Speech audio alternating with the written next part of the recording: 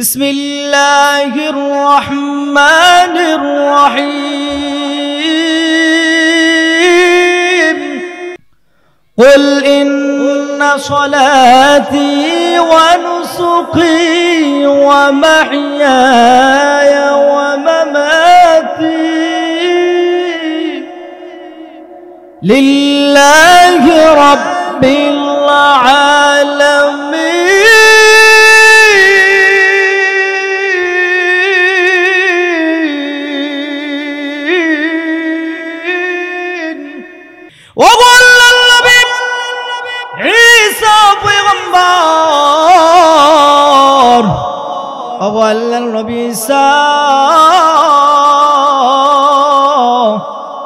আপনি আজরাইল সম্পর্কে কি জানেন, কি বুঝেন? আজরাইলের সঙ্গে তো এখন আপনার কোনো মুসাফা হয় নাই। আজরাইল সম্পর্কে আপনি কি জানেন, কি বুঝেন? নবী, আজরাইল আলাইহিস সালাতু ওয়াস সালাম আজ থেকে 4000 বছর আগে আমার রূহ বের করা হয়েছিল। আল্লাহর পয়গম্বর, আজ থেকে 4000 বছর আগে আমার রূহ বের করা হয়েছে। আল্লাহর নবী, আজ পর্যন্ত আমি মৃত্যুর যন্ত্রণা, সাখরাতের কষ্ট আমি বুঝতে পারি না। বিসমিল্লাহির রহমানির রহিম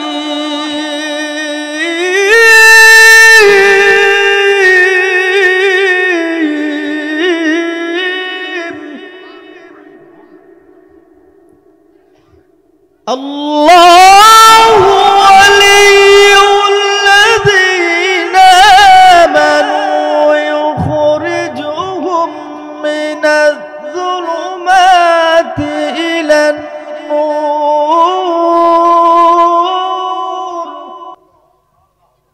আল্লাহ তাআলা বলেন, কোন বান্দা যখন আমি রবের কাছে চাই পরিবর্তন হওয়ার জন্য, খারাপ রাস্তা থেকে পরিবর্তন হওয়ার চাহিদা করে চায় আমার কাছে, আল্লাহ বলেন ওই বান্দাকে আমি অন্ধকারের পথ থেকে আমি আল্লাহ আলোর পথে নিয়ে আসি। সুবহানাল্লাহ। আর আলোর পথটা কোনটা?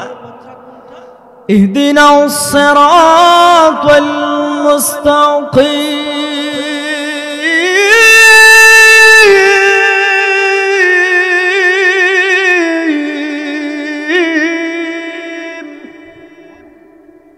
আল্লাহ তাআলা বলে যেই রাস্তাটা হচ্ছে জান্নাত পর্যন্ত। সুবহানাল্লাহ। তো এই রাস্তাটা, এইখানে আসা বসা, ওলামায়ে কেরামদের জবান থেকে আলোচনা শোনা, এটা বড় ভাগ্যের বিষয় না? অবশ্যই ভাগ্যের বিষয়। আজকে আপনারা যারা আসতে পারছেন, আমি গুনাহগার বলি, আপনারই হচ্ছে আজকের জন্য ভাগ্যবান। কারণ যেখানে বসলে আল্লাহ রাসূল সাল্লাল্লাহু আলাইহি ওয়াসাল্লাম বলেন, যেখানে আল্লাহর পক্ষ থেকে সাকিনা এবং রহমত নাজিল হয়, যেখানে আল্লাহর কোরআনের আয়াত তিলাওয়াত হয়, কোরআন ও হাদিসের কথা হয়, ওইখানের মধ্যে আল্লাহ বলেন আমি মালিকের পক্ষ থেকে ওই জায়গার মধ্যে আমি আল্লাহ তাআলা রহমত নাজিল করি। সুবহানাল্লাহ। وَإِذَا قُرِئَ الْقُرْآنُ فَاسْتَمِعُوا لَهُ وَأَنصِتُوا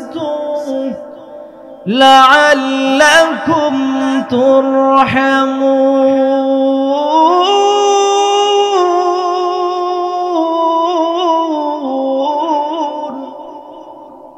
আল্লাহ তাআলা বলেন, যেখানে কোরআনের আয়াত তিলাওয়াত হয় আমি রবের পক্ষ থেকে তাদের উপরে রহমত সাকিনা নাজিল হয়। এই যে কথাগুলো বললাম, এই এক একটা কথা আমার কোনো বানানো কথা? কোরআন থেকে বলতেছি। আমার ডাইনি পাবে উলামায়ে কেরামরা আছে, একটা কথা আমার জবান দিয়ে আমার মন করা কথা বলা সম্ভব না। কোরআন ও হাদিস থেকে এই কথাগুলো বের হবে যদি আল্লাহ আমাকে তৌফিক দেয়।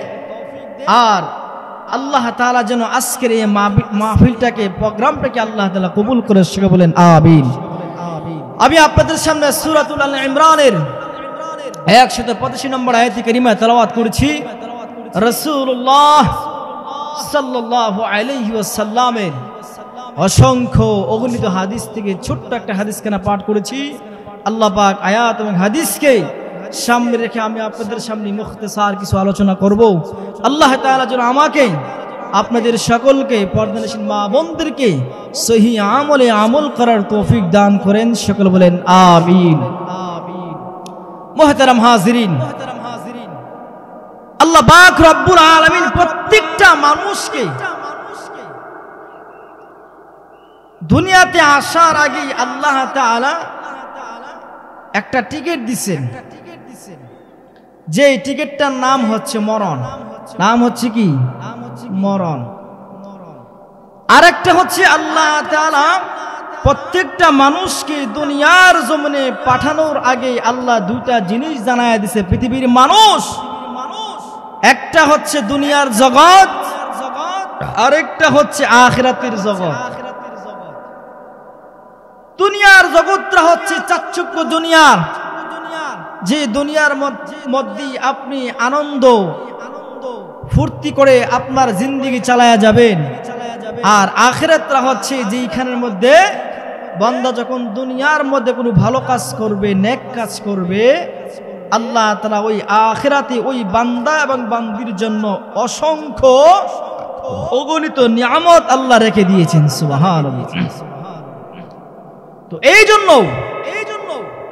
আল্লাহ পাক রব্বুল আলামিন এই দুনিয়াতে পাঠানোর পর আল্লাহ একটা কথা উদ্দেশ্য করে প্রত্যেকটা মানব জাতিকে জানায় দিয়েছেন, হে পৃথিবীর মানুষ, আমি আল্লাহ তোমাকে দুনিয়ার জমিনে পাঠাইছি, কিন্তু একদিন তুমি আমার কাছে ফিরে আসতে হবে এবং মৃত্যুর পেয়ালা, মৃত্যুর স্বাদ তোমাকে অবশ্যই গ্রহণ করা লাগবে। ঠিক কিনা জোরে কও।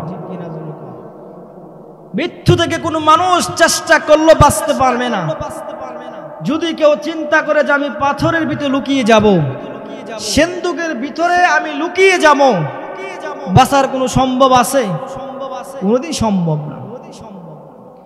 এই জন্য আল্লাহ তাআলা দুনিয়াতে পাঠানোর আগেই আল্লাহ তাআলা বলে দিয়েছেন, পৃথিবীর মানুষ, তোমার জন্য আমি আল্লাহ একটা টিকিট পাঠাইয়া দিছি, যে এই টিকিটটা হচ্ছে তোমার জন্য, তুমি দুনিয়াতে যাওয়ার পরেই যে টিকিটের নাম থাকবে মৃত্যু। এই মৃত্যু থেকে কেউ রেহাই পাবে না, সকলকেই আমার কাছে আবার ফিরে আসতে হবে। মৃত্যুর আগেই তুমি তোমার আমলগুলো সঞ্চয় করে নিয়ে আসো। ঠিক কিনা জোরে কও। এই জন্য আমরা দুনিয়াতে আসছি। এই দুনিয়ার জমিনে আমরা কত মানুষ, কত কিছু আমরা স্বপ্ন দেখি। দুনিয়াতে আসার পর আমরা চিন্তা করি কয়টা বিল্ডিং বানাবো, কয়টা গাড়ি বানাবো, কয় টাকার মালিক হব। আমাদের চিন্তা ফিকির এগুলো আমাদের মাথার মধ্যে 24 ঘন্টাই থাকে। তো আল্লাহ বলে, বান্দা, তোমার মাথার ভিতরে 24টা ঘন্টা দুনিয়া দুনিয়া দুনিয়া করতেছো, কিন্তু আমি আল্লাহ পাক মালাকুল মাউতের গাড়ি তোমার সামনে দিয়ে চলে আসবে, তোমার সেই খেয়াল আছে কিনা? আমি যে রব তোমাকে দুনিয়াতে পাঠাইছি, একটা টিকিট, যে টিকিটের নাম হচ্ছে মরণ। এই মরণ থেকে কেউ রেহাই পাবে না। কিন্তু তোমরা চিন্তাও একবার করো না যে আমি মালিকের কাছে কি নিয়ে যাব, আমি তো আমার মালিকের কাছে যেতে হবে।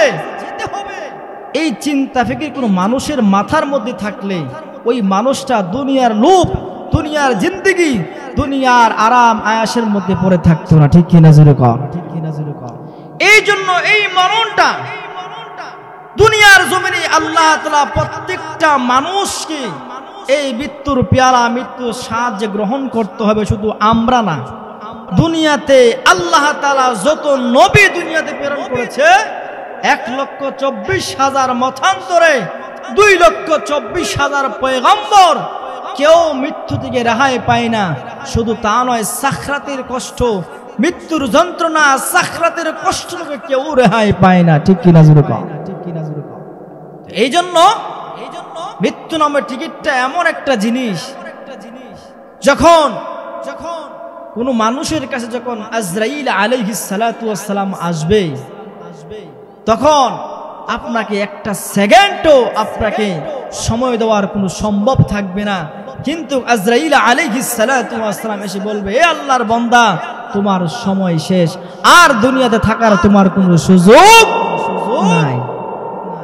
এজন্য আমার আয়াতের মধ্যে আল্লাহ তাআলা বলে দিয়েছেন, বিসমিল্লাহির রাহমানির রাহিম,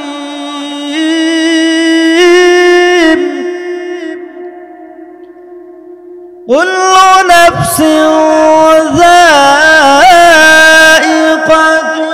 মাউত।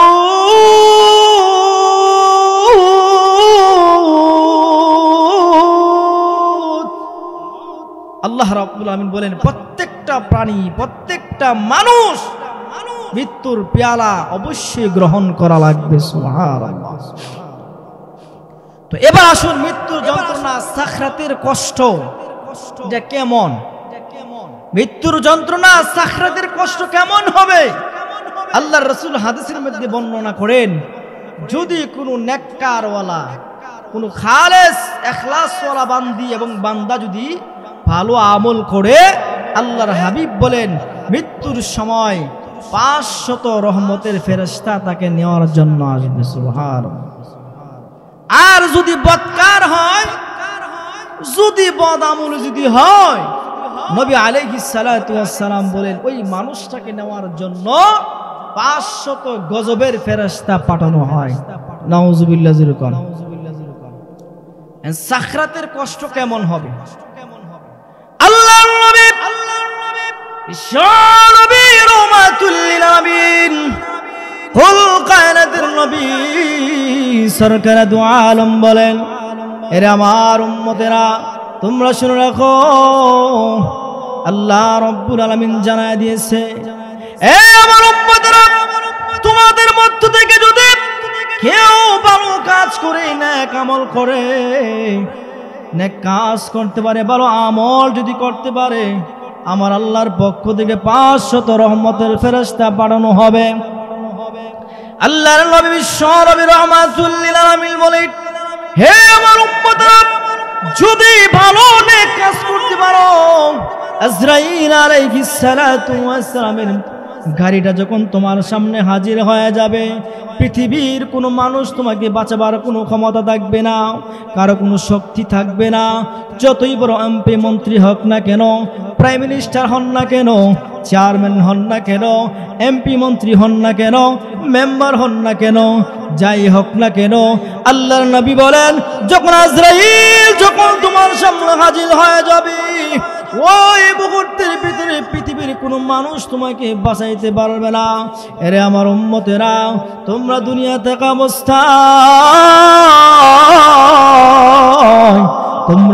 থাকা অবস্থায় মৃত্যুর আগে তোমাদের মৃত্যুর সামানগুলি তৈরি করে না। ও মুসলমান ভাইরা আমার, বন্ধুরা আমার, ও বৃদ্ধ বাবারা, পর্দাশীল মা বোনেরা, কথাগুলো দিনের কান লাগায় শুনুন গো মা। আজকে মাহফিল হতে পারে আমার আপনার শেষ মাহফিল হতে পারে।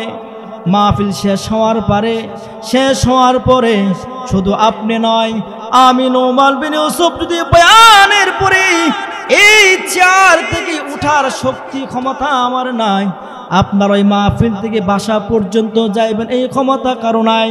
আল্লাহর নবী বলেন, এরে আমার উম্মতরা রে, তোমরা বেশি বেশি করে মৃত্যুর কথা স্মরণ করো, কারণ যে কোনো মুহূর্তের ভিতরে মালাকুল মাউতের গাড়ি তোমার সামনে হাজির হয়ে যেতে পারে। আল্লাহর নবী বিশ্ব নবী রাহমাতুল লিল আলামিন বলেন, হে আমার উম্মতরা রে, যদি নেককার যদি না হও, যদি বদামলি হও, যদি বদামল যদি হও, তাহলে তোমার জন্য ভয়ঙ্কর 500 গজবের ফেরেশতা আমার মালিক তোমার কাছে পাঠিয়ে দিবে। এই জন্য সাখরাতের কষ্ট কি পরিমাণ কষ্ট হয়। আল্লাহর রাসূল বলেন, যখন এই মানুষটা নেককার যদি না হয়, বদ আমলও যদি হয়, আল্লাহ তাআলা 500 গজবের ফেরেশতা পাঠাবে। আর এই 500 ফেরেশতা কেমন ভয়ঙ্কর হবে একটু চিন্তা করে। এই জন্য সাখরাতের কষ্ট শুধু আমরা কেন, যত নবী আল্লাহ তাআলা দুনিয়াতে পাঠাইছে, এই মৃত্যুর যন্ত্রণা সাখরাতের কষ্ট প্রত্যেকটা নবীকে তার গ্রহণ করা লাগছে, ঠিক কিনা জোরে কোন। যেমন হযরতে ঈসা আলাইহিস সালাতু ওয়াস সালামের নাম আপনারা শুনছেন নি? শুনছেন? ঈসা পয়গম্বর আলাইহিস সালাতু ওয়াস সালাম, ওনার জবানের মধ্যে ওনার কওমের লোকেরা বলতেছে, ঈসা পয়গম্বর, আমরা আপনার উপরে ঈমান আনবো, আমাদের একটি শর্ত আছে। কি শর্ত? শর্তটা হচ্ছে, যদি আপনি আমাদেরকে কবর থেকে মৃত ব্যক্তি জীবিত করাইতে পারে, তাহলে আপনার উপরে ঈমান আনবো। এই কওমের লোকদের উদ্দেশ্য হলো যে কবর থেকে মৃত ব্যক্তি জীবিত হবে না, আর আমরাও মুসলমান হব না। এর মূল উদ্দেশ্য হচ্ছে এটা। তো ঈসা পয়গম্বর আলাইহিস সালাতু ওয়াস সালাম একটা কবরের পাশে দেয়া কুম বিইذনিল্লাহ বলে এই আয়াত যখন তেলাওয়াত করার পরে সাথে সাথে মৃত ব্যক্তিকে আল্লাহ তাআলা জীবিত করে দিয়েছে। সুবহানাল্লাহ। প্রত্যেকটা নবীদেরকে আল্লাহ তাআলা এক একটা মুজিজা আল্লাহ দান করছেন। যেরকম ঈসা পয়গম্বরকে আল্লাহ একটা মুজিজা দিয়েছেন, মৃত ব্যক্তিকে আল্লাহর হুকুমে আল্লাহ তাআলা জীবিত করে দেয়। সুবহানাল্লাহ। এখন বলেন, মৃত ব্যক্তিকে জীবিত করার ক্ষমতা কার? আরো জোরে বলেন। আল্লাহ রাব্বুল আলামিন বলেন, বিসমিল্লাহির রহমানির রহিম,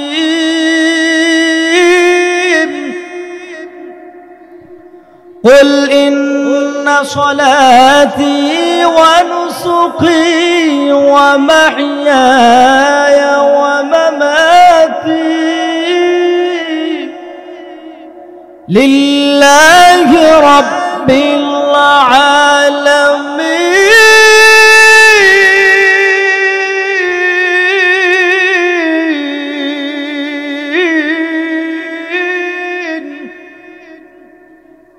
নিশ্চয় আমার নামাজ, আমার কুরবানি, আমার হায়াত, আমার মত ওই আল্লাহর জন্য, রব্বিল আলামিন, যিনি সমস্ত জাহানের প্রতিপালক। তো ঈসা পয়গম্বর আলাইহিস সালাতু ওয়াস সালাম এই কথা বলার পরে কবরের দুই পাশের মাটি দুই দিক থেকে সরে গেছে, আর একজন মৃত ব্যক্তি লাফ দিয়া দাঁড়ায় বলতেছেন, লাব্বাইকা ইয়া ঈসা রূহুল্লাহ। ও ভাই পয়গম্বর ঈসা, আপনি আমারে কেন রাখছেন? সুবহানাল্লাহ বিদেন না। ওই কবর থেকে মৃত ব্যক্তি জীবিত হইয়া এই কথা বলার পরে আল্লাহর পয়গম্বর ঈসা আলাইহিস সালাতু ওয়াস সালাম বলেন, ইয়া আখি মান আনতা ওয়া মা ইসমুকা। ও ভাই, তোমার বাড়ি কোথায়? তোমার নাম কি? তুমি কোথায় থেকে আসছো? তখন এই কবর থেকে আগত লোকটি বলতেছেন, আনা সাব ইবনে পয়গম্বর নূহ আলাইহিস সালাতু ওয়াস সালামের সন্তান হযরত সাম আলাইহিস সালাতু ওয়াস সালাম। সুবহানাল্লাহ। আস্তে কইেন আপনারা। এই কথা বলার পরে ঈসা পয়গম্বর আলাইহিস সালাতু ওয়াস সালাম বলেন, ও আল্লাহর পয়গম্বর, আপনি একজন নবী, আপনার বাবাও একজন নবী। আপনার বাবা 950 বছর আপনার বাবার কওমের লোকদেরকে দ্বীনের দাওয়াত দিয়েছেন। আপনি সেই নবীর পুত্র সন্তান সাম, আপনি একজন নবী। তাকায় দেখেন না, আমার জাতিরা তারা আমাকে মানতে চায় না, আমার উপরে কালিমা পড়তে চায় না। আমি যে একজন নবী, তারা আমারে বিশ্বাস করে না। তো ঈসা পয়গম্বর আলাইহিস সালাতু ওয়াস সালাম এই কথা বলার পরে সাম আলাইহিস সালাতু ওয়াস সালাম বলে, এই ঈসা পয়গম্বর জাতিরা শোনো, উনি যে আল্লাহর পয়গম্বর তার মধ্যে যাররা পরিমাণ কোনো সন্দেহ নাই। সুবহানাল্লাহ। এই কথা বলার পরে পয়গম্বর ঈসা আলাইহিস সালাতু ওয়াস সালাম বলেন, ও আল্লাহর পয়গম্বর, আপনি তো একজন নবী, এখন আপনি তো আমার একটা উপকার করলেন, আপনার কথাগুলো তো তারা বিশ্বাস করতেছে, করবে। আপনি আমার জন্য কবর থেকে দুনিয়াতে আসছেন, এখন বলেন আপনার কি মন চাই? আপনি কি এই দুনিয়াতে কিছুদিন থাকতে চান না চলে যাবেন? যদি থাকতে চান তাহলে আমি আল্লাহর কাছে আরজি করব, আল্লাহ আপনাকে কিছুদিনের জন্য হায়াত বাড়ায় দিবে। আর যদি না থাকতে চান তাহলে সোজা কবরে চলে যান। এই কথা বলার পরে সাম আলাইহিস সালাতু ওয়াস সালাম বলেন, ভাই পয়গম্বর ঈসা, আমি থাকবো, আমার একটা শর্ত আছে। কি শর্ত? শর্তটা হচ্ছে, এখন যে আমি আপনার জন্য দুনিয়াতে আসলাম, আপনার জন্য দুনিয়াতে আসলাম, আমার যে একটা রূহ আছে, আজ থেকে 4000 বছর আগে আমার মৃত্যু হয়েছিল, আর এখন আপনার জন্য আমি দুনিয়াতে আসছি। আবার দুনিয়া থেকে বিদায় হওয়ার পরে কি আজরাইল কি আমাকে আবার নেওয়ার জন্য আসবে? সুবহানাল্লাহ, জোরে কর না।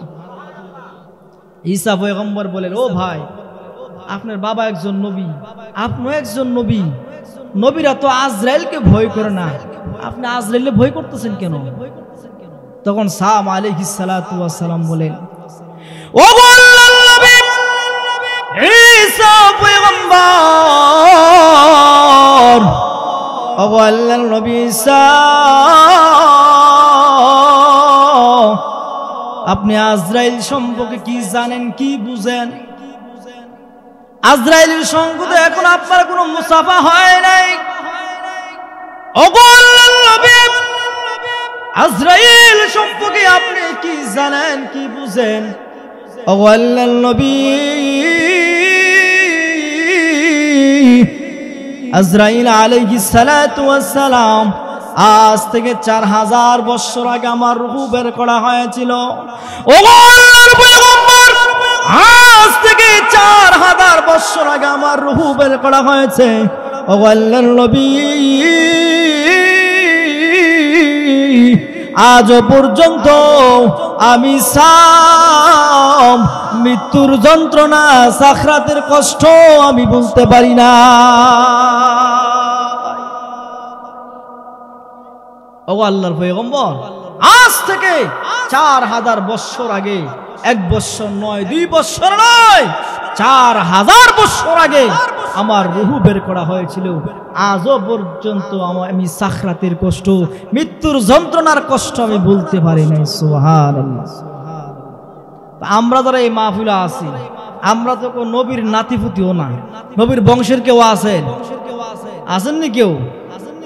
আমাদের হালতটা কি হবে, আমাদের অবস্থা কি হবে? একজন নবী, একজন নবীর সন্তান, আবার নবী একজন পয়গম্বর, তাদের যদি মৃত্যুর যন্ত্রণা, সাখরাতের কষ্ট এত পরিমাণ হয়, আর আমি আর আপনি কলমউদ্দিন আর সলমউদ্দিনের কি অবস্থা হবে বা চিন্তা করে। শুধু তা নয়, এই মৃত্যুর যন্ত্রণা থেকে নবী, যত নবী আল্লাহ পাঠাইছেন, প্রত্যেকটা নবীকে একটা সেকেন্ড কেউকে আগেও দেয় নাই, কেউকে পরেও দেও নাই, এই সুযোগ নাই। আল্লাহ কোরআনে জানাই দিয়েছেন, মৃত্যুটা এমন একটা জিনিস, কাউকে 1 সেকেন্ড পরে দেওয়া হবে না, 1 সেকেন্ড আগেও দেওয়া হবে না। যার যে সময় নির্ধারিত হয়ে গেছে, এই সময়ের ভিতরেই আজরাইলের গাড়ি আপনার সামনে হাজির হয়ে যাবে। আর পয়গম্বর সুলাইমান নবী নাম শুনছেন আপনারা? যে নবীকে আল্লাহ তাআলা বাদশাহীর জিন্দেগি দিয়েছে, এমন কোন প্রাণী নাই, এমন কোন জিন্নাত নাই যে যাদের কথা, যাদের ভাষা নবী বুঝে নাই। আল্লাহ ওনাকে এত পরিমাণ মেধা, এত পরিমাণ শক্তি আল্লাহ ওনাকে দিয়েছেন। এই নবী আলাইহিস সালাতু ওয়াস সালাম, সুলাইমান নবী বাইতুল মুকাদ্দাস, বাইতুল আকসা, এই মসজিদ নির্মাণ করার সময়, এই সময়ের ভিতরে আজরাইল কিন্তু ওনার সামনে হাজির হয়েছে। হয়েছে কি হয়েছে না? এই সুলাইমান আলাইহিস সালাতু ওয়াস সালাম কি আজরাইল বলতেছেন, ও আল্লাহর পয়গম্বর, আপনার মেয়াদ শেষ, আর থাকার কোনো সুযোগ নাই। সুলাইমান আলাইহিস সালাতু ওয়াস সালাম বলে, এই আজরাইল, তুমি যে বলতেছো আমার সময় শেষ, আমি তো আল্লাহর ঘর নির্মাণ করতেছি, বাইতুল আকসা, বাইতুল মুকাদ্দাস, এই ঘর তো আমি বানাইতে শুরু করছি। কারণ আমরা যদি এখন নিয়ে যাও, যে আমার সাথে যে জিন্নাতগুলো কাজ করতেছে, এরা তো পুরো খারাপ, পুরো দুষ্ট, কারণ জিন জাতি বড় দুষ্ট, এরা তো কাজ করবো না। তুমি যদি আমার এখন নিয়ে যাও, আমার মৃত্যু এখন হয়ে গেলে আল্লাহর ঘর মসজিদ কিভাবে আমি নির্মাণ করব? আজরাইল বলেন, ও আল্লাহর নবী, এটা আমার হাতে নয়, আমার কাছে কোনো সম্ভব না। যদি আপনি কিছু বলার থাকে, কিছু বলার থাকলে আপনি আল্লাহর কাছে বলেন, আমার কাছে বললে কোনো কাজ হবে না। আমার দায়িত্ব হচ্ছে যার যে সময় নির্ধারিত হয়ে গেছে তাকে আমি সেই সময়ের মধ্যেই নিয়ে যাব। এবার আপনি নবী হন, এবার আপনি মানুষ হন, এবার আপনার জিন্নাত হন, যাই হোক না কেন, মৃত্যু যার জন্য আল্লাহ তাআলা নির্ধারিত করে দিয়েছে, যেই সময়ের ভিতরে, ওই সময়ের ভিতরেই আমার আজরাইলের ডিউটি হচ্ছে এটা, আমি এই সময়ের ভিতরেই চলে আসবো। সুবহানাল্লাহ। সুলাইমান আলাইহিস সালাতু ওয়াস সালাম পেরেশানির মধ্যে পড়ছেনি, টেনশন না, আল্লাহর ঘর নির্মাণ করতেছি। কারণ জিন্নাত তো পুরো খারাপ, কারণ এদেরকে দিয়ে কাজ করাইতেছে এই মসজিদের কাজ। কারণ নবী আলাইহিস সালাতু ওয়াস সালাম সুলাইমান একটু এদিক সেদিক করলে তারা কি করে কাজের ফাঁকি বিচারে, বুঝেন তো, কাজের ফাঁকি বিচারে, কাজ করতে চায় না। এই জন্য নবী সুলাইমান আলাইহিস সালাতু ওয়াস সালাম 24 ঘন্টা শুধু খাওয়ার সময় যাইতেন, বাকিটা সময় আল্লাহর ঘর মসজিদের সামনে দাঁড়িয়ে জিন্নাতদেরকে দিয়ে কাজ করাইতেন আর দেখতে থাকতেন। কোন জিন্নাত ফাঁকে দিতে পারে নাই সুলাইমান নবী থেকে। সুবহানাল্লাহ। আল্লাহর নবী সুলাইমান আলাইহিস সালাতু ওয়াস সালাম আল্লাহর কাছে ফরিয়াদ করলেন, আল্লাহ, হে প্রভু গো, তুমি যে আজরাইল পাঠায়া দিলা, হে মালিক, তোমার ঘর আমি নির্মাণ করতেছি। এখন যদি আমাকে মৃত্যু হয়ে যায়, যদি আমার মরণ হয়ে যায়, তাহলে তোমার এই মসজিদের কাজ অসম্পূর্ণ রয়ে যাবে। হে প্রভু, হে মালিক,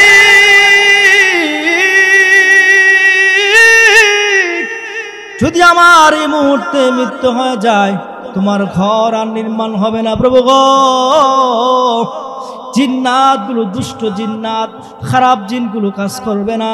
প্রভু গো, তুমি আমার একটু সময় দাও। আল্লাহ রাব্বুল আলামিন আজরাইলকে জানায় দিয়েছে, আরে আজরাইল, আমার বন্ধুরে জানায় দাও। আল্লাহ তাআলা জানায় দিয়েছে, হে আমার পয়গম্বর সুলাইমান নবী, আপনি আপনার কাজ চালিয়ে যান, কাজ চালিয়ে যান।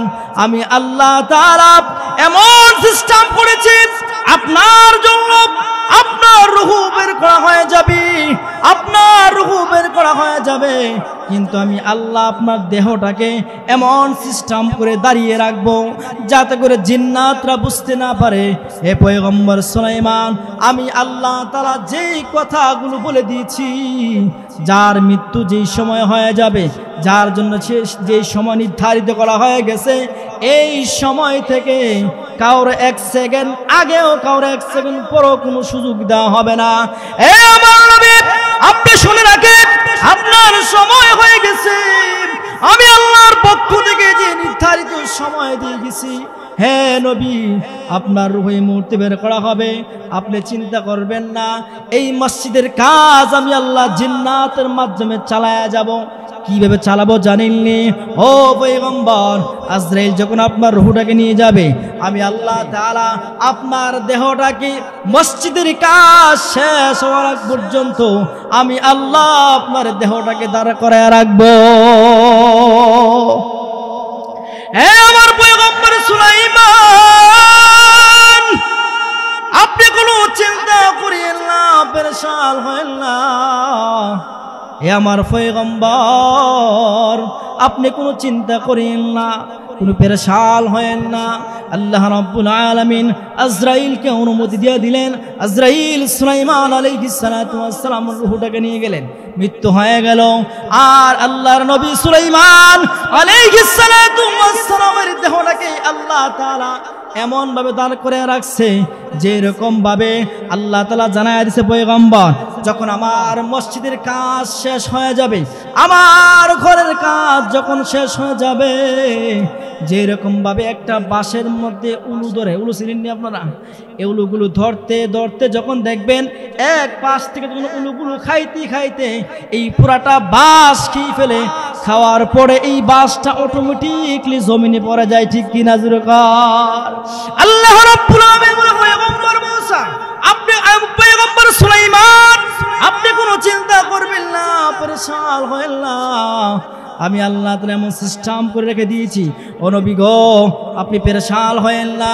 এই কথা বলার পর আমার আল্লাহ রাব্বুল আলামিন পয়গম্বর সুলাইমানের লাশ, সুলাইমানের দেহটাকে দাঁড় করায় রাখছেন। এমন ভাবে দাঁড় করানোর পর আর ওই দিক থেকে জিন্নাতরা কাজ চালিয়ে যাইতেছেন। জিন্নাতরা একজন আরেকজনকে বলে, আজকে যে সুলাইমান পয়গম্বর খাওয়া দাওয়ার জন্য যায় না, ব্যাপার কি? সুবহানাল্লাহ জোরে বললাম। একজন জিন্নাত আরেকজন সর্দার কয়, কথা কইস না, ধরিস না, কারণ সুলাইমান নবীর জি রাগ, আমাদের খাওয়ার সময় দেয় না, এখন যদি বলো যে আপনি খাইতে গেছেন কিনা, এই কথা বললে আমাদের বারেন্তে শুরু করবো। সুলাইমান নবী আলাইহিস সালাতু ওয়াস সালামকে এত পরিমাণ ভয় করত জিন্নাতরা। এক জিন্নাতের সর্দার বলতেছে, কি করা যায়?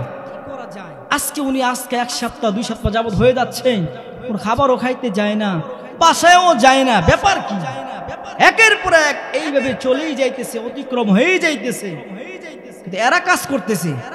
যখন মসজিদের কাজ শেষ, তখন তাদের সর্দার, জিন্নাতের সর্দার একদিন বলতেছে, কি রে তুই ধরে দেহস না, নবী কি আছে দুনিয়াত না বিদায় হয়ে গেছে? দেখতো তো পুরো জিন্দা আছে এখনো। তখন একজন জিন্নাত নবী আলাইহিস সালাতু ওয়াস সালাম পয়গম্বর সুলাইমান, এই সুলাইমান নবীর হাতে যখন একটু টাচ করছে, সাথে সাথে সুলাইমান নবীর দেহটা জমিনে পড়ে গেছে। সুবহানাল্লাহ। জিন্নাতের সর্দার, আই হাই, হইলোটা কি? আরে এটা কি হইলো? আমরা তো জানি না নবীর এই অবস্থা কেমনে হইলো। আমাদেরকে নবী না কাজে লাগাই দিয়ে গেল, আমরা তো জানি উনি দাঁড়িয়ে আছে, সুস্থ, উনি প্রাণে বেঁচে আছে, কিছু তো বুঝতে পারলাম না, ব্যাপারটা কি? উনি পড়ে গেছে। আর এক জিন্নাত আরেক জিন্নাতকে বলে, সর্দার নবী নাই, দুনিয়াতে বিদায় হয়ে গেছে, ব্যাপারটা কি? এত বড় একটা আশ্চর্য ঘটনা হয়ে গেল। নবী আমাদেরকে রেখে এই মৃত অবস্থায় দাঁড়িয়ে আছে, আমাদেরকে রেখে মসজিদের কাজ শেষ করছে, আবার উনি দুনিয়া থেকে বিদায় হয়ে গেল, ব্যাপারটা কি? তো জিন্নাতের সর্দার বলতেছে, দাঁড়াও, আমি একটা পরামর্শের মধ্যে, মোরাকাবার মধ্যে বসি, কেন এই হালতটা হইল? কারণ ওনার মৃত্যু 1 দিন আর 2 দিন আগে হয় নাই, অনেক বছর আগে হয়ে গেছে। তখন তাদের জিন্নাতের সর্দার চিন্তা করলো, ফিকির করতেছে, ব্যাপারটা কি? দেখবেন একটা মানুষ যখন, আমাদের দেশে যখন একটা মানুষ মারা যায়, মৃত্যু হওয়ার পরে তার লাশটা যখন কবরে দেওয়া হয়, 1 মাস 2 মাস 3 মাস পরে এই লাশের অস্তিত্ব খুঁজে পাওয়া সম্ভব নাকি? লাশ পচে হাড্ডিগুলো টুকরো টুকরো হয়ে ছিন্ন বিচ্ছিন্ন হয়ে যায়। কিন্তু জিন্নাতের সর্দার চিন্তা করলো, ব্যাপারটা কি? ঠিক আছে, দুনিয়া থেকে বিদায় হয়ে গেছে, আল্লাহ নিয়ে গেছে, কিন্তু আমরা জানলাম না, বুঝতেও পারলাম না, ব্যাপারটা কি হইল? তখন এই জিন্নাতের সর্দার একের পর এক পেরেশানি হয়ে চিন্তা করলো, দেখি একটা মুরাকাবা করে চিন্তা ফিকির করতেছে যে ওনার দেহটা কতদিন যাবত পর্যন্ত এইভাবে আল্লাহ দাঁড় করে রাখছে, আর ওনার মৃত্যুটা কোন সময় হয়েছে। তারা চিন্তা করলো, কোন কোন কিতাবের মধ্যে আসছে একটানা 40 বছর হয়ে গেছে, কেউ লেখছে 20 বছর, এইভাবে একের পর এক বছরের পর বছর অতিবাহিত হয়ে গেছে। কিন্তু কেউ জানেও না। জিন্নাতের সর্দাররা কয়, আগে একটা বাঁশ আনছি, একটা বাঁশ আনার পরে এই বাঁশটার মধ্যে কিছু পোকা তারা লাগাই দিছে। এই বাঁশের এক মাথা থেকে আরেক মাথা পর্যন্ত পোকাগুলো খেতে খেতে এক সাইড থেকে আরেক সাইড পর্যন্ত যাবে। আর এই জিন্নাতের সর্দার চিন্তা ফিকির করলো, এই পোকাগুলো খাইতে খাইতে কদিন অতিবাহিত হয়, কই মাস অতিবাহিত হয়েছে, কই বৎসর অতিবাহিত হয়েছে। তারা এইভাবে সুলাইমান নবীর মৃত্যুর এই কত বছর অতিবাহিত হয়ে গেছে, এইগুলো তারা হিসাব মিলিয়ে ফেলছে। এটা হচ্ছে তাদের হিসাব। তারা বলতেছে যে এই এক বাঁশের মাথা থেকে আরেক বাঁশ পর্যন্ত পোকাগুলো একটু একটু করে খেতে খেতে 20 বছর 40 বছর অতিবাহিত হয়ে গেল, কিন্তু আমরা কেউ বুঝতে পারলাম না। তখন জিন্নাতের সর্দার কই, হাই হাই রে, আমাদের দিয়া তো সব কাজ সারাই বলছে, অন গেলে গের কি হইল? আর মসজিদের কাজ তো শেষ, আলহামদুলিল্লাহ জুরে কোন, মসজিদের কাজ তো শেষ। সুলাইমান নবীর তো আমরা ফাঁকি দিতে পারলাম না, উনি আমাদের কাজ মৃত অবস্থায় আমাদেরকে রেখে আমাদের কাজ সেরে ফেলছে। এই সুলাইমান নবী থেকে আমাদেরকে কি শিক্ষা অর্জন করা লাগবে? মৃত্যু নামক টিকিটটা এটা 1 সেকেন্ড আগেও না 1 সেকেন্ড পরেও কেউ আসবে না। সবাই জিকির করুন লা ইলাহা। আমরা পিছনে বাইরে যারা বসে আছি আমরা আগে বসি, আগে বসি। লা ইলাহা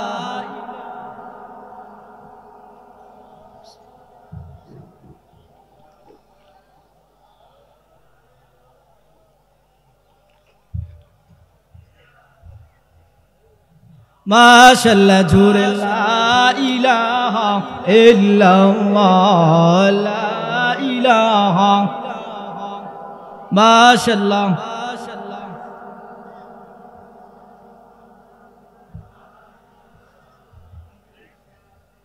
লা ইলাহা ইল্লাল্লাহ মুহাম্মাদুর রাসূলুল্লাহ সাল্লাল্লাহু আলাইহি ওয়াসাল্লাম। আমি আমার আলোচনা গুছিয়ে ফেলতেছি কারণ আমি খুব ভেরি টাইট। কারণ হচ্ছে গতকালকে আসছে মৌলভীবাজার বড় লেখা, শ্রীমঙ্গল পার হয়ে মৌলভীবাজার, তারপরে হচ্ছে বড় লেখা। ওইখান থেকে আসছি প্রায় 3টা থেকে 3:30। ফজরের সালাত নামাজ আদায় করার পরে আবার ঘন্টা 2 ঘন্টা ঘুমাইছি, এরপর আপনাদের দিকে রওনা হয়েছি। এই জন্য বেশি লম্বা চড়া আলোচনা করবো না। আমার পর আরেকজন বক্তা আছে, আপনারা যারা এখন এই দিকে ঘোরাফেরা করতেছেন আপনারা চলে আসেন। তো আমার মূল আলোচনাই হচ্ছে আল্লাহ তাআলা প্রত্যেকটা মানুষকে এই হায়াত এবং মৃত্যু নামে যে টিকিটটা আল্লাহ তাআলা দিয়েছেন, প্রত্যেকটা মানুষকে এই মৃত্যুর পেয়ালা, এই সাখরাতের কষ্ট থেকে কেউ রেহাই পাবে না। যে রকম ভাবে আপনার আমার নবী সাইয়্যিদুল মুরসালিন খাতামান নবিয়্যিন আহমদ মুস্তাফা মুহাম্মদুর রাসূলুল্লাহ সাল্লাল্লাহু আলাইহি ওয়াসাল্লাম পর্যন্ত রেহাই পায় না। কিভাবে? আল্লাহ নবী বিশ্ব নবী রহমাতুল লিল আলামিন পৃথিবীর জমিন থেকে বিদায় হওয়ার সময় আম্মা জান আয়েশা সিদ্দিকা রাদিয়াল্লাহু আনহা বলেন, পৃথিবীর মানুষেরা রে, আমার নবী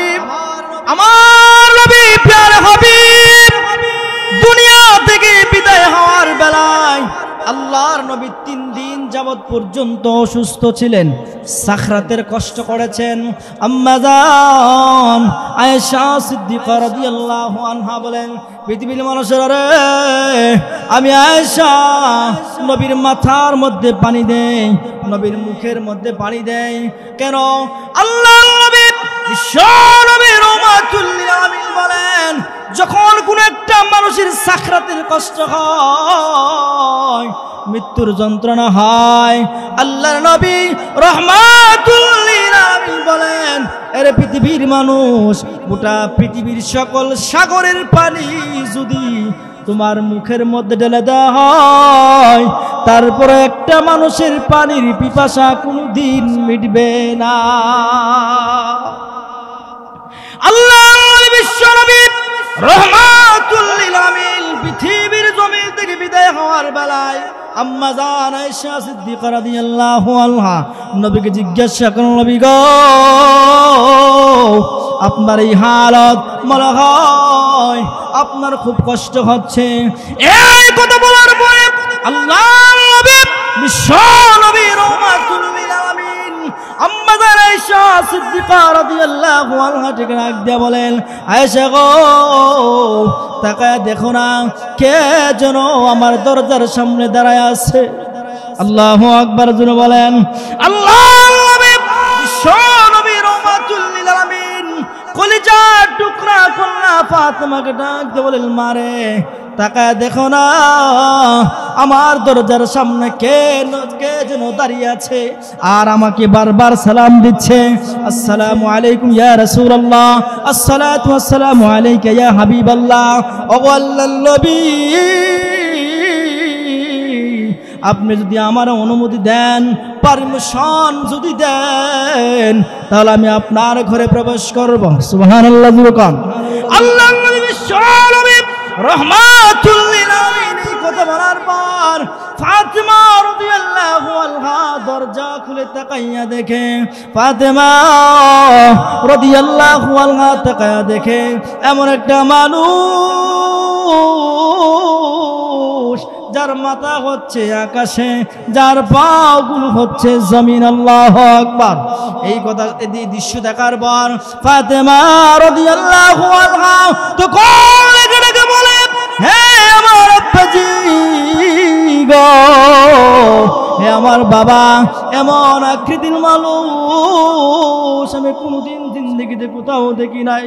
বাবা গো, এমন আকৃতির মানুষ মক্কা মদিনা আমি কোথাও দেখি নাই। এই কথা বলার পরে বারবার যখন এই প্রশ্ন করার পর আল্লাহর নবী রাহমাতুল লিল আলামিন বলেন, এ মা, এটা কোনো দুনিয়ার কোনো মানুষ নয় রে মা, এটা হচ্ছে হাদা মালাকুল মাউত। আরে মা, যাও, জলদি করে যাও, আমার এই আজরাইল আল্লাহর পক্ষ থেকে আদেশ করা হয়েছে, মারে আজরাইলকে অনুমতি দিয়ে দাও, পারমিশন দিয়ে দাও, আজরাইল যেন আমার ঘরে প্রবেশ করতে পারে। ফাতেমা রাদিয়াল্লাহু আনহা বলেন, বাবা গো, হে আমার আব্বাজি, আপনি পৃথিবীর জমিন থেকে বিদায় হয়ে যাবে, বলা হয় আজরাইল আপনাকে নেওয়ার জন্য এসেছে। বাবা, না না না, অনুমতি দেওয়া যাবে না, পারমিশন দেওয়া যাবে না বাবা গো, অনুমতি দেওয়া যাবে না। আল্লাহ নবী রাহমাতুল লিল আলামিন বলেন, মারে আজরাইল দুনিয়ার কোনো মানুষের অনুমতি লাগে না, পারমিশন লাগে না, মেম্বার চেয়ারম্যানের অনুমতি লাগে না, প্রাইম মিনিস্টারের অনুমতি লাগে না। মারে আমি পয়গম্বর, আমি নবী বিদায় আমাকে সম্মান করার জন্য, আমাকে ইজ্জত করার জন্য, আমি নবীকে সম্মান করার জন্য সে আমার কাছে অনুমতি চাইতেছে রে মা। সুতরাং জানায় দাও, পারমিশন দিয়ে দাও, আজরাইলকে আমার ঘরে প্রবেশ করার জন্য অনুমতি দিয়ে দাও। আল্লাহু আকবার। এই কথা বলার পরে ফাতেমা রাদিয়াল্লাহু আনহা চোখের পানিগুলো ছেড়ে দিয়ে কাঁদে, বাবা গো, আপনি পৃথিবীর জমিন থেকে বিদায় হয়ে গেলে আমি ফাতেমা কোথায় যাব, কার কাছে যাব? বাবা গো, আপনি পৃথিবীর জমিন থেকে বিদায় হয়ে গেলে আমার কলেজের টুকরা সন্তানগুলো হাসান আর হুসাইন কোথায় যাবে?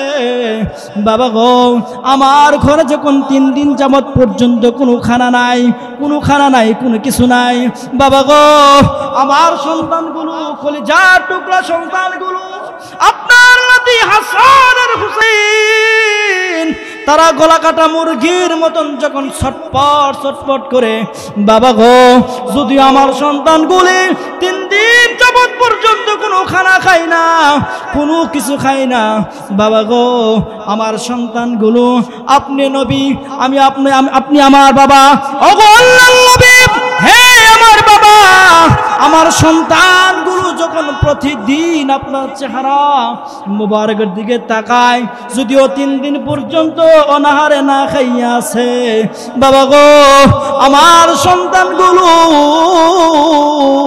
3 দিন পর আমি রাসূল বলেছি আজরাইলকে আমার করে অনুমতি দিয়ে দাও। মুহূর্তের ভিতরে আজরাইল আলাইহিস সালাতু ওয়াস সালাম আল্লাহর নবীর সামনে গিয়ে দাঁড়াইয়া আজরাইল আলাইহিস সালাতু ওয়াস সালাম সালাম দিয়ে ডেকে ডেকে বলে, আসসালাতু ওয়াসসালামু আলাইকা ইয়া রাসূলুল্লাহ, আসসালাতু ওয়াসসালামু আলাইকা ইয়া হাবিবাল্লাহ। ওগো আল্লাহর নবী, আল্লাহ রাব্বুল আলামিন সর্বপ্রথম আপনাকে সালাম জানাইছে। সুবহানাল্লাহ, আস্তে করেন। ওগো নবীজি, আল্লাহ পাক রব্বুল আলামিন আপনাকে সর্বপ্রথম সালাম জানাইছেন। নবী গো, আপনি কি দুনিয়াতে থাকবেন না বিদায় হয়ে যাবেন? ওগো নবীজি, যদি দুনিয়াতে থাকতে চান আমার আল্লাহ আপনার হায়াত বাড়ায়া দিবেন, আর যদি না থাকতে চান তাহলে আপনি যদি আমার অনুমতি দেন, পারমিশন যদি দেন, তাহলে আমি আজরাইল আপনার গায়ে মুবারক হাত দিব, রূহ বার করব। আল্লাহু আকবার। আর আমরা এই মাহফিলে যারা আছি, আমরা যারা এখন বসে আছি, আমাদের যদি কারো মরণের সময় হয়, আজরাইল কি এই কথা বলবে, ও আব্দুল করিমের বাবা সত্তর মিয়া, এখন যাইবা না আগামী বৈশাখ মাসে যাইবা? এই সুযোগ দিবনি? কথা কন না কে রে? দিব না, আজরাইলের সুযোগ দেওয়া হবে না। আল্লাহর নবী বিশ্ব নবী রাহমাতুল লিল আলামিন কি এই কথা বলার পরে আল্লাহর নবী তখন আজরাইলকে ডাক দিয়া বলেন, আজরাইল তুমি আমারে কিছুক্ষণ সময় দাও। ওগো নবীজি কতক্ষণ সময়? আল্লাহ নবী তখন ডাক দিয়া বলেন, হাত্তা ইয়াতিয়াল জিবরাইল, জিবরাইল আসা পর্যন্ত আমারে সময় দাও। মুহূর্তের ভিতরে জিবরাইল আলাইহিস সালাম নবীজির কাছে আগমন করে বললেন, আল্লাহর নবী। আল্লাহর নবী তখন ডাক দিয়া বলেন, আরে জিবরাইল তাকায়া দেখো, আজরাইল আমাকে নেওয়ার জন্য এসেছে, তোমার কি মতামত, তুমি কি বলতে চাও? যখন জিবরাইল আলাইহিস সালাতু ওয়াস সালাম ডাক দিয়া বলেন, নবী গো আমার এখানে কোনো করার কিছু নাই। ওগো আল্লাহর নবী, আল্লাহ রাব্বুল আলামিন কোরআনে জানিয়ে দিয়েছে, ইন্নাকা মাইয়িতুন ওয়া ইন্নাহুম মাইয়িতুন। ওগো নবীজি আপনিও মরণশীল, আপনার পূর্বের মক্কার কাফের বেঈমানরা পর্যন্ত মরণশীল। ওগো নবীজি আল্লাহর নবী রাহমাতুল লিল আলামিনকে ইঙ্গিত করছেন, ইয়া রাসূলুল্লাহ, ইয়া হাবিবাল্লাহ, ওগো নবীজি আপনার পূর্বে যারা ছিল তারা মরণশীল, আপনিও মরণশীল। সুতরাং আল্লাহ রাব্বুল আলামিন জানা দিয়েছে এই মুহূর্তের ভিতরে আপনার মৃত্যুর সংবাদ আমার আল্লাহ জানা দিয়েছে। এখন যদি আপনি বলেন তাহলে আজরাইল আপনার গায়ে মোবারক হাত দিবে, রূহ বের করবে। আল্লাহু আকবার। এই কথা বলার পরে আল্লাহর নবী রাহমাতুল লিল আলামিন বলেন, আরে জিবরাইল আমি যদি পৃথিবীর জমিন থেকে বিদায় হয়ে যাই তাহলে আমার কলিজার টুকরা ফাতেমার কি হালত হবে, আমার নাতি দুই হাসান আর হুসাইনের কি হবে? এই কথা বলার পরে আল্লাহর নবী রাহমাতুল লিল আলামিন কি সান্ত্বনা দেওয়ার জন্য জিবরাইল আলাইহিস সালাতু ওয়াস সালাম বলেন, নবী গো ও আল্লাহর পয়গম্বর, আমি তো জিবরাইল দুনিয়াতে বেঁচে আছি, আপনি দুনিয়া থেকে বিদায় হয়ে গেলে ওগো আল্লাহর নবী আমি জিবরাইল গোটা পৃথিবী চক্কর লাগায়া লাগায়া আপনার কোন উম্মত কোন হালতে আছে, কোন অবস্থার মধ্যে আছে, প্রতিদিন আপনার উম্মতের সংবাদগুলো আমি জিবরাইল আপনার রওজাতে পৌঁছাইয়া দিমু। এই কথা বলার পরে আল্লাহ নবী রাহমাতুল লিল আলামিনকে বলে, রে জিবরাইল, জিবরাইল আলাইহিস সালাতু ওয়াস সালাম কি ডেকে ডেকে বলে, আরে জিবরাইল আমি আমার উম্মতের সংবাদ পাবো কি পাবো না সেই জন্য কান্দি না। তাহলে কার জন্য কান্দেন নবী গো? বুঝতে পেরেছি, মনে হয় আপনার কলিজার টুকরা দুই নাতি হাসান আর হুসাইনের জন্য কান্দেন গো নবী।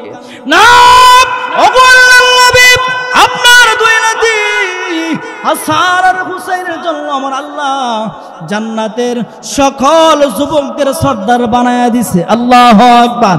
এই কথা বলার পরে আল্লাহ নবী রাহমাতুল লিল আলামিন বলে, জিবরাইল আমি আমার দুই নাতি হাসান আর হুসাইনের জন্য কান্দি না, তাহলে কার জন্য কান্দেন? মনে হয় আমি বুঝতে পেরেছি আপনার কলিজার টুকরা কন্যা ফাতেমার জন্য কান্দেন। না না না না, আপনার কলিজার টুকরা কন্যা ফাতেমা হবে জান্নাতের সকল মহিলাদের সর্দারনী। সুবহানাল্লাহ। এই কথা বলার পরে আল্লাহ নবী রাহমাতুল লিল আলামিন বলেন, হে জিবরাইল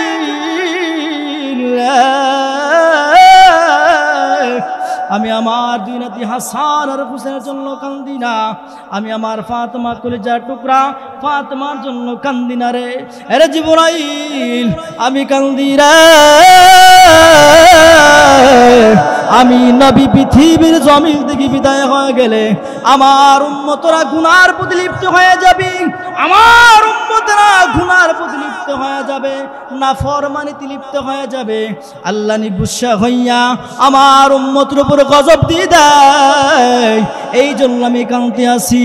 এই কথা বলার পরে পরে জিবরাইল আলাইহিস সালাতু ওয়াস সালাম আল্লাহর দরবারে যখন নালিশ করলেন, হে মালিক, আপনার বন্ধু মুহাম্মদ চিন্তায় পেরেশান হয়ে গেছে, উনার উম্মতের জন্য আল্লাহ রাব্বুল আলামিন জিবরাইলকে জানায় দিছে, আরে জিবরাইল, আমার বন্ধুর জানায় দাও, আমার বন্ধুর যে উম্মতগুলো 5 ওয়াক্ত নামাজগুলো রীতিমতো আদায় করবে, হালাল হারাম থাকবে, মানুষের হক নষ্ট করবে না, সঠিক পথে প্রদর্শন করবে, আমি আল্লাহ ঘোষণা দিলাম আমার বন্ধুর উম্মতের জিম্মাদার স্বয়ং আমি আল্লাহ নিজে হয়ে গেলাম। কিসের বিনিময়? 5 ওয়াক্ত নামাজের বিনিময়। নামাজ পড়বেননি? পড়বেন। এখন আমার কথা কেউর কাছে ভালো লাগবে না। আমরা যারা এখানে আছি, এশার নামাজ সবাই পড়ছেন তো আলহামদুলিল্লাহ, আলহামদুলিল্লাহ। আল্লাহ ঘোষণা দিছে, বন্ধু যদি আপনার কোনো উম্মত 5 ওয়াক্তের নামাজ সঠিক পথে প্রদর্শন করতে পারে, আদায় করতে পারে, হালাল হারাম বেঁচে থাকতে পারে, আমি আল্লাহ ঘোষণা দিলাম আপনার উম্মতের জিম্মাদার আমি আল্লাহ নিজে হয়ে গেলাম। কিসের বিনিময়? নামাজের বিনিময়। কারণ আমাদের দেশে যে একটা মডেল বেরিয়েছে, মডেলটা বুঝেন তো, বিশেষ করে যুবক ভাইয়েরা যাদের এখনো দাড়ি উঠে নাই, এদেরকে জিজ্ঞাসা করলে ভাই নামাজ পড়তা না, হুজুর পড়ুম তো, এ আলি জীবন শুরু হওয়ানো হয়েছে, আছে না নাই? আর যে লোকটা বৃদ্ধ বয়সের, মনে করেন 40, 30, 35 হয়েছে, ওনা বলে হুজুর এখন তো দাড়ি উঠছে না, নাম ইনশাল্লাহ রাইট নামাজ টামাজ পড়ব মনে। আর এক শ্রেণীর লোক আছে বৃদ্ধ বয়সে, যারা মনে কোনো কষ্ট নেন না, বিভিন্ন এলাকাতে এরকম হয়।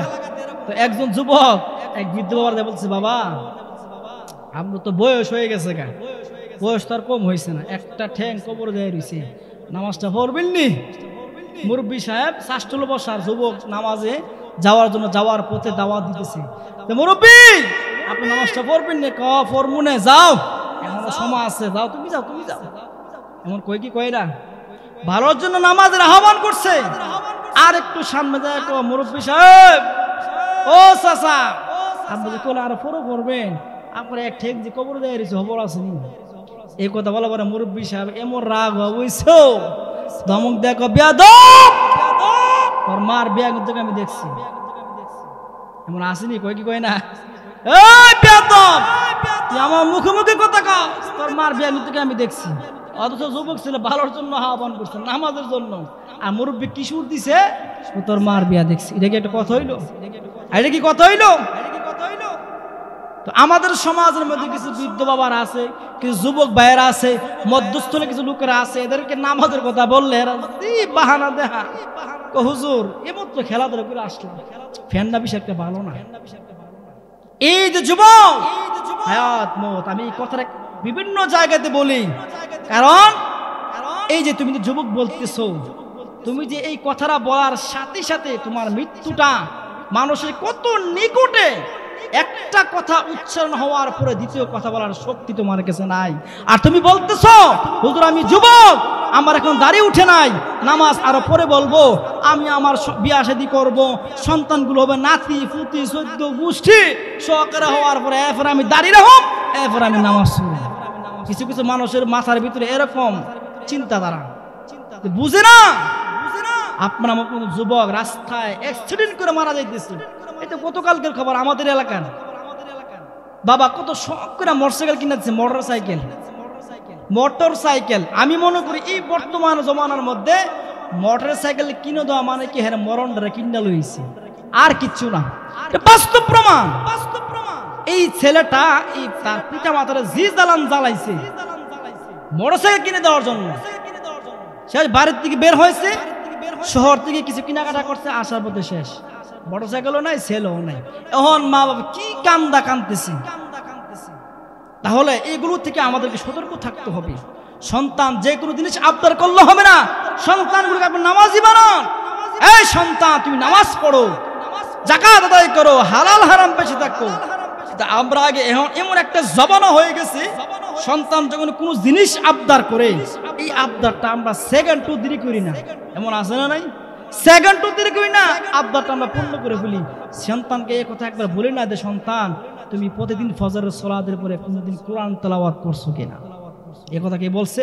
না, সন্তানকে নামাজের আহ্বান করে হাসরের মাঠে এই সন্তান পিতামাতার বিরুদ্ধে দাঁড়াবে, আল্লাহর কাছে সরাসরি নালিশ করবে, আল্লাহ আমার পিতামাতা আমাকে নামাজের আহ্বান করে নাই, আমার জাহান্নামে নিও না, এর আগে নাও, এদেরকে আগে নাও, এরা আমাদেরকে নামাজের আহ্বান করে নাই, আমাদেরকে শাসন করে নাই, শাসন না করার কারণে আমরা আমাদের মন মতো চলছি। তাহলে সন্তানের দোষ নাই, হাসরের মাঠে সন্তানের আগে পিতামাতা জাহান্নামে যাবে। এরকম আমরা চাই যাদের সন্তান আছে এদেরকে নামাজের আহ্বান দিন, হালাল হারামের প্রতি দেখাইবেন, সুন্দর পথ প্রদর্শন দেখাইবেন, যেগুলো দেখলে তার দুনিয়াও কামিয়াবি হবে, আখিরাতেও কামিয়াবি হবে। এই জন্য আসুন, এই মৃত্যু নামের যন্ত্রণা, সাকরাতের কষ্ট, আল্লাহর রাসূল বলেন এই সাকরাতের কষ্ট, একজন সাহাবী জিজ্ঞাসা করলেন, ইয়া রাসূলুল্লাহ, তাহলে কি একজন মুমিন বান্দারও কি কষ্ট হবে সাকরাতের কষ্ট? আল্লাহর রাসূল বললেন হবে। তখন সাহাবে কেরাম বললেন, ইয়া রাসূলুল্লাহ, যদি একটা মুমিন বান্দার সাকরাতের কষ্ট হয় তাহলে মুমিনের ইজ্জত রইল কোথায়? প্রশ্ন আছে না? আল্লাহর রাসূল বলেন, সাহাবীরা শুনো, পুরো খাঁটি মুমিন বান্দা বান্দির এই মৃত্যুটা কষ্ট হবে না, সেটা আনন্দের হয়ে যাবে। সুবহানাল্লাহ। কিভাবে এক্সাম্পল বুঝাবো, উদাহরণ দিলে বুঝতে পারবে। আপনাদের এই এলাকার মধ্যে নদী আছে না? এই নদীর নাম কি? জনশ্বরী। এই জনশ্বরী মনে করেন নদীর এই পারে হলো ছেলের বাড়ি আর এই পারে হলো মেয়ের বাড়ি। ওদের ভালো করে শুনে, নদীর এই পারে কার বাড়ি? মেয়ের বাড়ি। আর নদীর এই পারে হলো ছেলের বাড়ি। তো এদের দুইজনের মধ্যে কি ভালোবাসা, কি ভালোবাসা, একজন আরেকজন ছাড়া বাঁচবে না।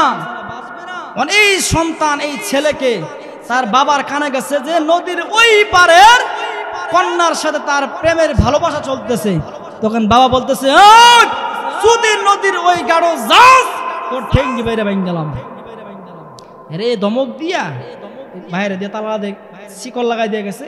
হে যে বিবাহক শিকলটা খুললা, কম্বল আছে না কম্বল, এই কম্বলটা সোজা লাশের মতো সোজা কইরা বাপ মারা বুঝাইছে যে ঘুমাই রইছি, এইভাবে সোজা কইরা নদীর গাঢ় জায়গা দেখে মাঝিও নাই নৌকো নাই।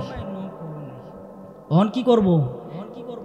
কোন শীত, মাঘ মায়ার শীত, দাঁতে দাঁতে বাড়ি খাইতেছে, নদী নাইমা লঙ্গিটা হাত তুলেছে এমনি, আর হাত উঠতেছে, আর কষ্ট হইতাছে নি, কথা কন না কেরে, আর কষ্ট হইতাছে নি, যুদ্ধর আজ্ঞা তার মনের ভিতরে ঢেউ যাবে, নদীর ওই পারে গেলেই আমার ভালোবাসার মানুষের সঙ্গে সাক্ষাৎ হয়ে যাবে। যতই অগ্রসর হয়, যত কাজ বাড়ায়, তার মনের ভিতরে ঢেউ চলতেছে যে আমি নদীর ওই পারে গেলেই আমি আমার ভালোবাসার মানুষের সঙ্গে সাক্ষাৎ হয়ে যাবে। ঠিক তেমনিভাবে একজন আল্লাহওয়ালা খাঁটি মুমিন বান্দার সামনে ফেরেশতারা জান্নাতি বাড়ি, জান্নাতি গাড়ি, জান্নাতি খাবার তার সামনে তুলে ধরা হবে, আর বলবে, এ আল্লাহর বান্দা, আল্লাহর পক্ষ থেকে তোমাকে সালাম দেওয়া হয়েছে। সুবহানাল্লাহ। সালামু কওলাম মির রাব্বির রাহিম,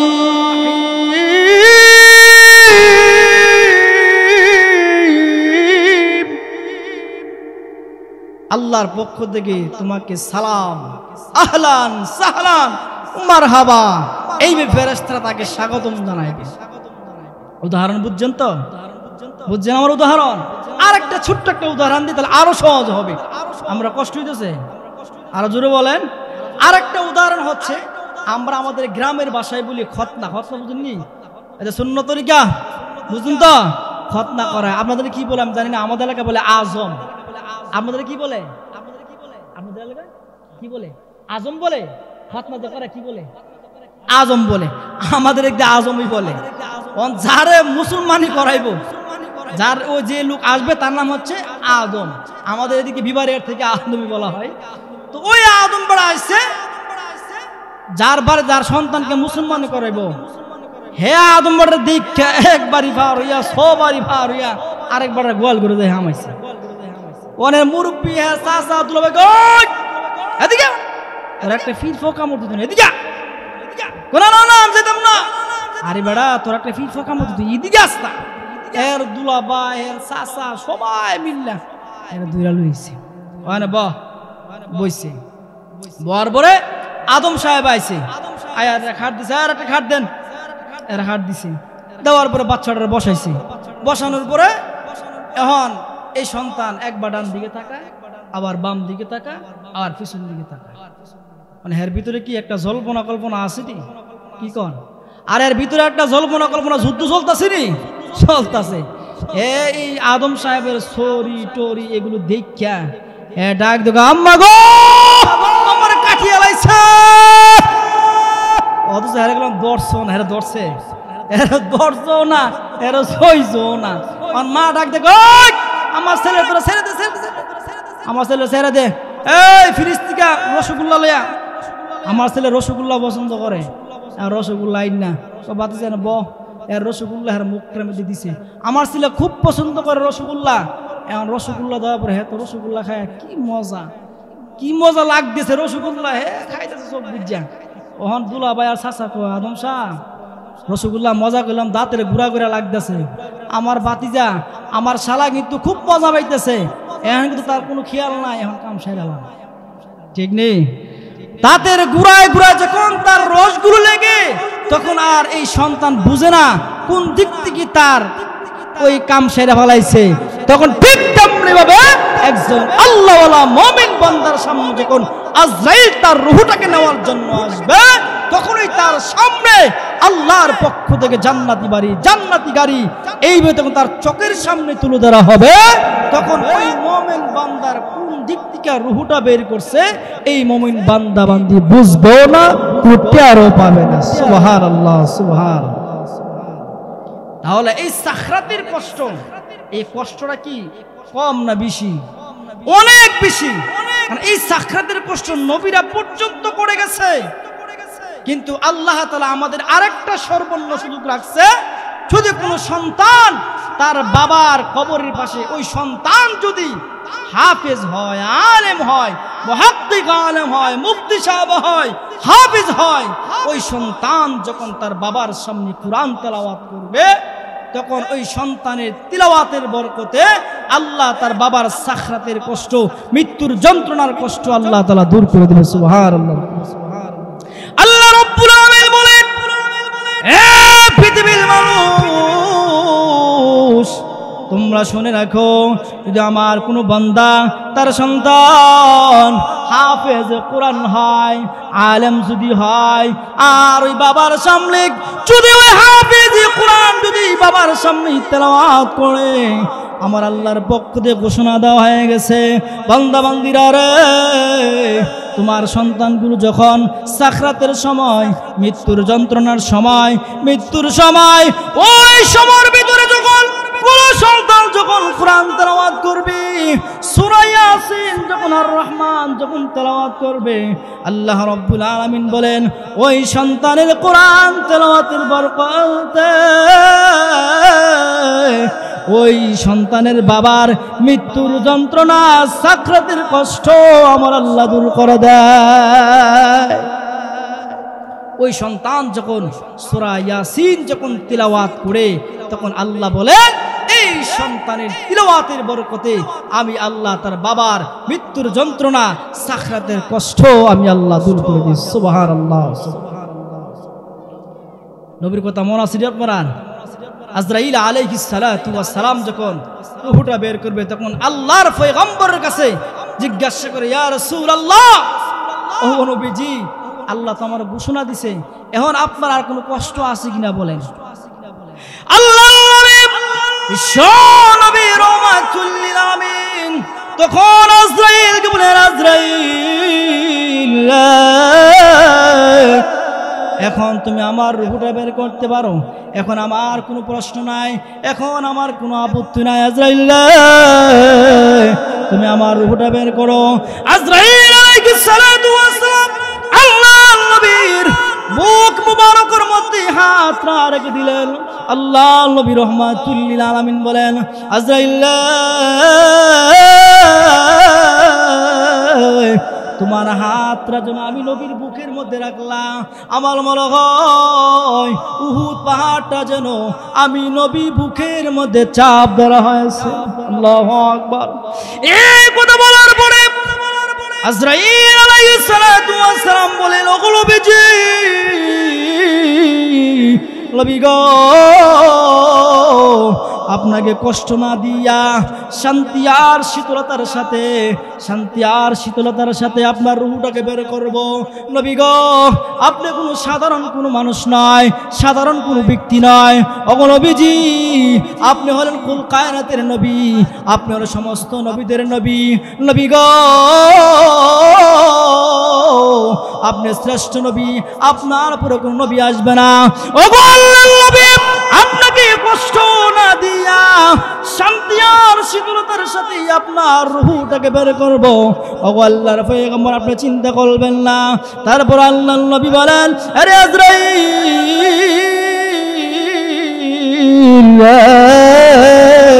তারপরে আমার মনে হয় উহুদ পাহাড়টা যেন আমি বুকের মধ্যে চাপ ধরা হয়েছে। ও মুসলমান ভাইরা আমার, বন্ধুরা আমার, ও পর্দানশীল মা বোনেরা, নবীর যদি এমন কষ্ট হয় তাহলে আমাদের হালতটা কি হবে, আমাদের কি অবস্থা হবে? নবীর যদি এমন কষ্ট হয়, এমন হালত যদি হয়, আল্লাহর নবী বলেন, আল্লাহর নবী হাদিসে বর্ণনা করেন, ওই মুমিন বান্দা বান্দির জন্য সাখরাতের সময় যখন তার সন্তান যখন হাফেজে কোরআন হইয়া, আলেম হইয়া, যখন ওই বান্দা বান্দির সামনে তার সন্তান যখন সূরা ইয়াসিন আর রহমান বলে যখন ডাক দিবে, আল্লাহ রাব্বুল আলামিন এই 30 পারার কোরআনের বিনিময় আমার আল্লাহ তার পিতা মাতার মৃত্যুর যন্ত্রণা, সাখরাতের কষ্ট আমার আল্লাহ দূর করে দিবে। আল্লাহ নবী রাহমাতুল লিল আলামিন এই সাখরাতের কষ্ট, মৃত্যুর যন্ত্রণা করার পরে আজরাইল বলে, ওগো নবীজি, আপনি একজন আল্লাহর পয়গম্বর, আপনি শ্রেষ্ঠ নবী, আপনাকে কষ্ট না দিয়া শান্তি আর শীতলতার সাথে, শান্তি আর শীতলতার সাথে আপনার রূহটাকে বের করা হবে। ওগো নবীজি, আপনি এই ব্যাপারে কোনো চিন্তা করেন না, পেরেশান হয়েন না। তারপর নবীজি বলেন, এ আজরাইল, তারপর আমার মনে হয় আমার কষ্ট হচ্ছে, তারপর আমার মনে হয় আমার কষ্ট হচ্ছে, কিন্তু আল্লাহ তাআলা জানায় দিয়েছেন, নবী, আপনার কোনো কষ্ট হবে না, আপনাকে কোনো কষ্ট দেওয়া হবে না। কারণ হচ্ছে আপনি হচ্ছে আমার বন্ধু, আমি রবের পরে যার